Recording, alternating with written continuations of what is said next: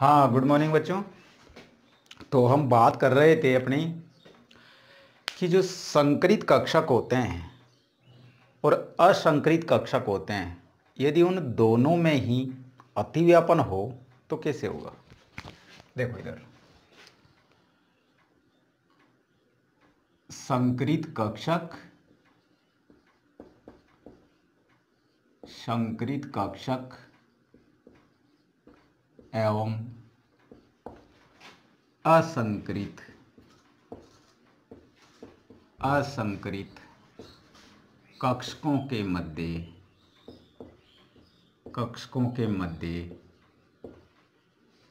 अतिव्यापन।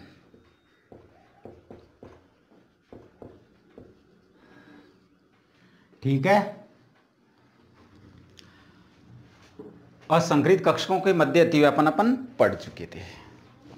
उससे आगे हम संकरित कक्षक एवं असंकरित कक्षकों के मध्य अतिव्यापन पढ़ रहे हैं। देखो इधर, मान लो,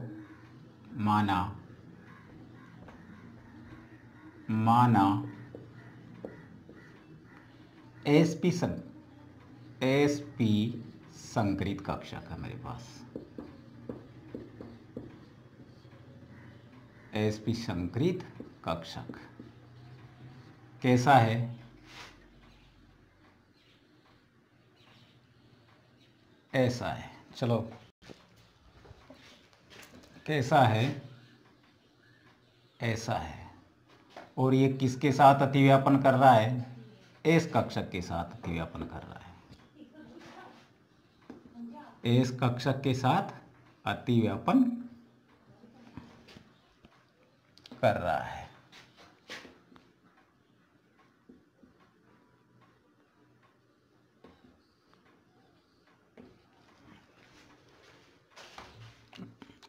वन सेकेंड।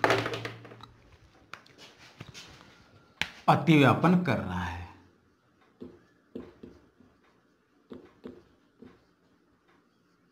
तो कैसे होगा अतिव्यापन? ऐसे होगा, और ये भाग अतिव्यापन कर लेगा। तो इसका नाम क्या होगा? एसएसपी अतिव्यापन।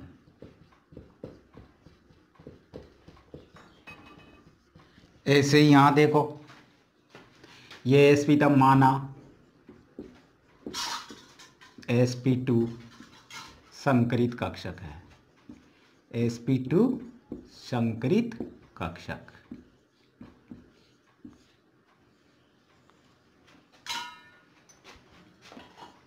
pk यानी p कक्षक के साथ, और p कक्षक कैसा है? असंकरित है। अतिव्यापन करेगा, ये अतिव्यापन करेगा।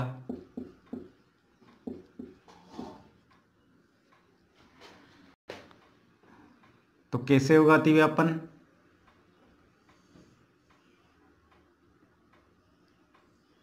Sorry,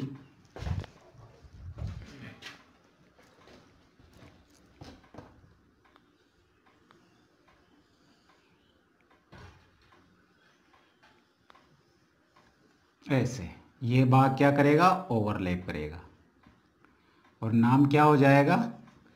sp2 अतिव्यापन। sp2 अतिव्यापन। ठीक है बेटा। ऐसे ही मान लो sp3 संकरित कक्षक है।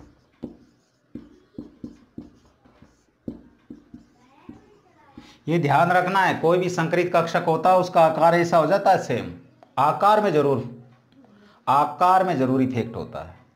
आकार अलग अलग हो जाता है। जैसे sp बॉन्डिंग कम बॉन्ड होंगे वहाँ तो आकार छोटा रहता है, और जैसे जैसे बढ़ रहा आकार बढ़ जाता है। ये ध्यान रखना। मान लो ये p, ये किसके साथ अतिव्यापन कर रहा है? मान लो एस के साथ अतिव्यापन कर रहा है। अतिव्यापन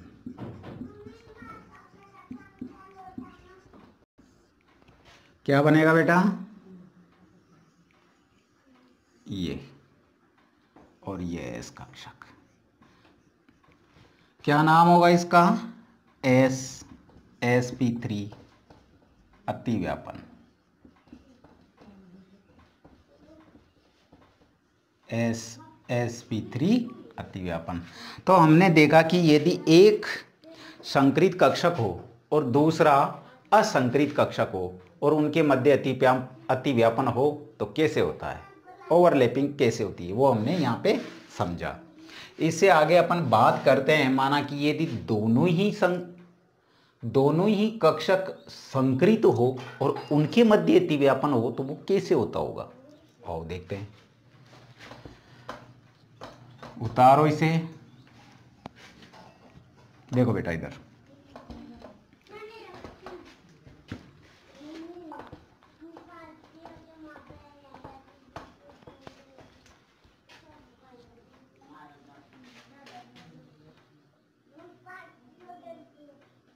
संकरित कक्षक एवं दूसरे भी कैसे कक्षक होंगे? संकरित ही होंगे। ठीक है। अब मान लो, माना ये sp संकरित कक्षक है। ठीक है, संकरित कक्षक, और ये भी sp संकरित कक्षक है, sp संकरित कक्षक। तो अतिव्यापन कैसे होगा? अतिव्यापन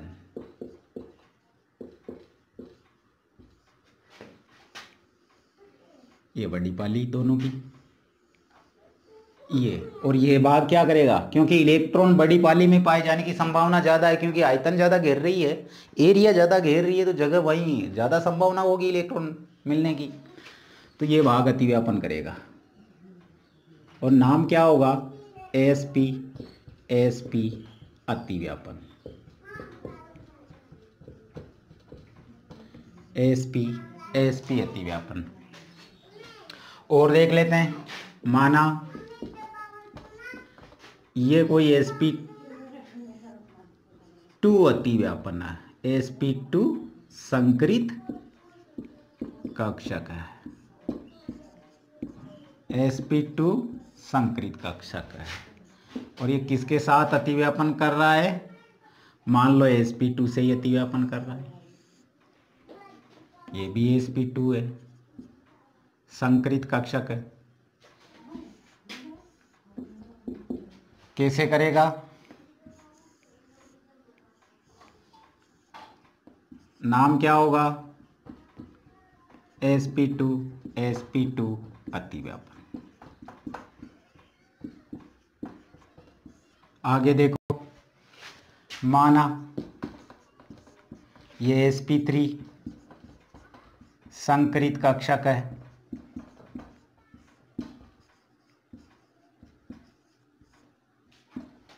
और दूसरा मान लो वो भी sp3 ले लेता हूँ मैं, कोई सा भी ले सकता हूँ, मान लो sp ले लिया मैंने, ये लो sp ले लेता हूँ, कोई इफेक्ट नहीं पड़ेगा ये sp।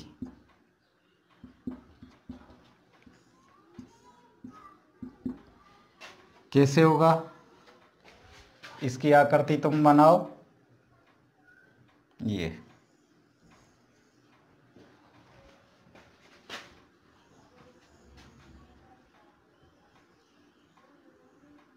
भाग ओवरलैप करेगा और नाम क्या होगा? sp3 अतिव्यापन। नाम कैसे लिखते हैं बेटा? जो छोटा होता है ना उसको पहले लिखते हैं, ये ध्यान रखना है। जैसे एस अकेला होता है तो sp होता, sp छोटा है, sp2 बड़ा है तो sp2 अतिव्यापन होगा। यदि sp बड़ा है, छोटा है और ये sp3 के साथ अतिव्यापन कर रहा है तो sp3 अतिव्यापन कहलाएगा। ये ध्यान रखना है, ठीक है।